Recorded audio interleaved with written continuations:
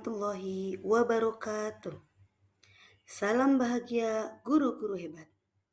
Perkenalkan, saya Muniatun Fuadiyah, CGP Angkatan 10 Kabupaten Brebes.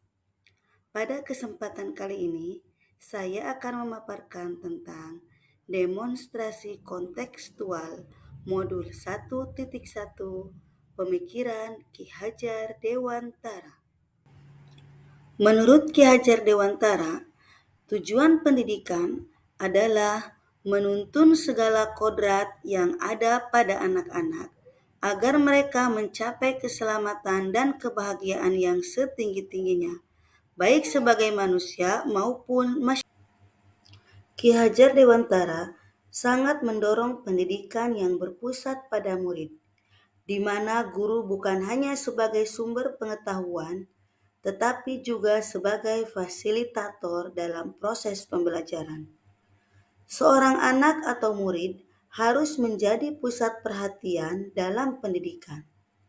Pendidikan harus diarahkan pada pelayanan kepada anak, yang artinya bahwa proses pendidikan harus didasarkan pada kebutuhan dan kepentingan anak.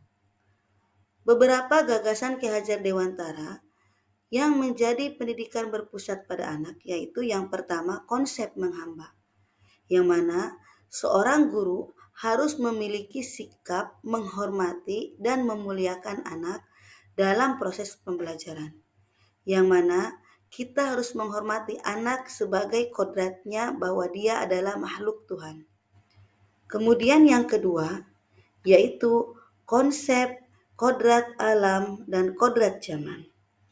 Kodrat alam artinya bahwa setiap anak atau murid terlahir dengan kodrat alamnya masing-masing sesuai dengan lingkungan tempat anak berada.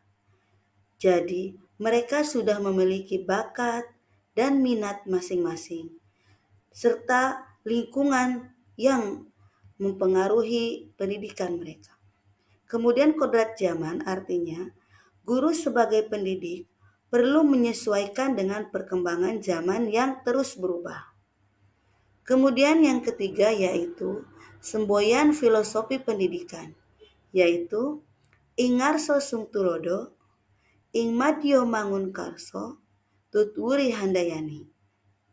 Yang keempat yaitu sistem Among, yang mana sistem ini merupakan suatu metode yang tidak menghendaki paksaan-paksaan, melainkan memberi tuntunan bagi hidup anak-anak agar dapat berkembang dengan subur dan selamat, baik lahir maupun batinnya.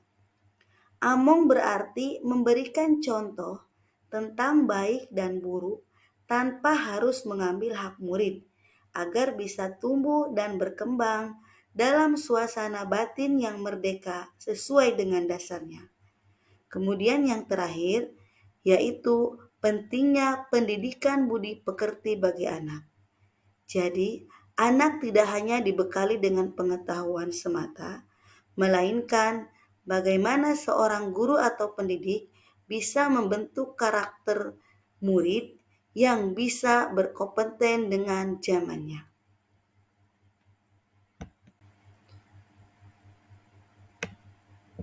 Proses pembelajaran sebelum memahami pemikiran Ki Hajar Dewantara dapat digambarkan sebagai berikut. Yang mana ketika seorang guru menghendaki tugas yang dikumpulkan oleh anak-anak itu semuanya adalah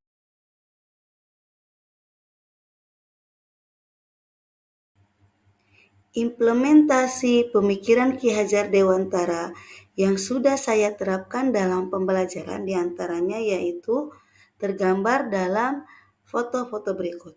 Yang pertama, kegiatan menonton film. Kemudian diskusi bersama, menyajikan hasil diskusi, ataupun kegiatan menyusun fajr, yang mana kegiatan-kegiatan tersebut sangatlah diminati oleh anak.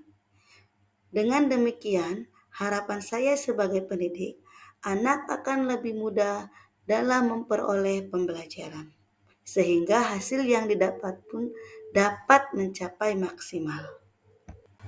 Demikianlah pemaparan tentang demonstrasi kontekstual modul 1.1 Pemikiran Ki Hajar Dewantara. Terima kasih, semoga bermanfaat. Salam guru-guru hebat. Assalamualaikum warahmatullahi wabarakatuh.